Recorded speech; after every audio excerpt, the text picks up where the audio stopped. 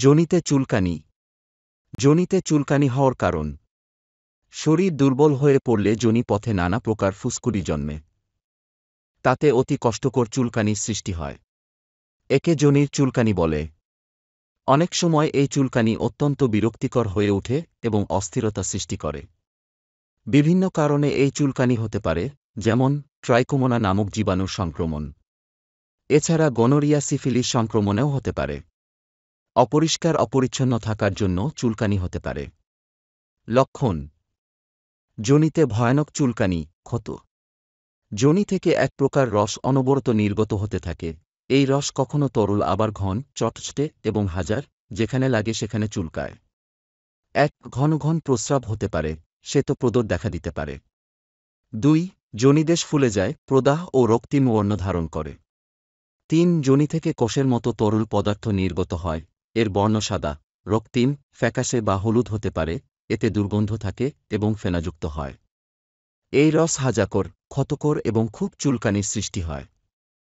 4. অনেক সময় যোনি অঞ্চলে ছোট লাল দেখা যায় এবং ভয়ঙ্কর চুলকানি সৃষ্টি হয়। তা থেকে কোনো সময় ভয়ানক রক্তপাত হয়। চিকিৎসা: আর্সেনিক অ্যালবাম। রোগী পরিষ্কার পরিচ্ছন্ন হয়ে চলে। শীতকাতর, অস্থিরতা, অবসন্নতা, মৃত্যুভয় ও পিপাসাযুক্ত। যোনিতে চুলকানি যত চুলকায় ততই চুলকাইতে ইচ্ছা করে। চুলকানির পর বিষম জ্বালা, সে জ্বালা গরম সেক দিলে বা গরম জলে ধৌত করলে উপশম হয়। সালফার: সোরা দোষ আছে এমন রোগিণীদের ঠোঁট দুটো লাল জবা ফুলের ন্যায় দেখায়। যোনি চারদিকে ফুলে যায়, ফুসকুড়ি ওঠে। যোনিতে খুব আরামদায়ক চুলকানি, চুলকাবার পর জ্বালা করে, পানি লাগলে আরও চুলকায়। সিপিয়া: যোনির উপরিভাগে ফুসকুড়ি, তাতে অত্যন্ত চুলকানি, যোনির উপরিভাগ ফুলে যায়। রোগিণী জরায়ুতে নানাবিধ দোষ ও শরীরের ভিতর ভীষণ জ্বালা থাকে। গায়ে কাপড় চোপড় রাখতে চায় না, খোলা বাতাসে উপশম। হেলোনিয়াস: যে সকল স্ত্রীলোক কাজকর্ম না করে বিলাসিতার মধ্যে থেকেও স্বাস্থ্য নষ্ট করেছে, অথবা যারা নিয়মিত না খেয়ে না ঘুমিয়ে কঠিন পরিশ্রম করে অবসন্ন হয়ে পড়েছে, তাদের পক্ষে ইহা বেশি উপকারী। রোগিণীর যোনি ও যোনি কপাটে অসহ্য চুলকানি। যোনিতে এক প্রকার উদ্ভেদ হয়, প্রদয়স্রাবে অত্যন্ত দুর্গন্ধ ও পানির মতো পাতলা, পরিমাণে অধিক এবং সেখানে লাগে সেখানে হেজে যায়।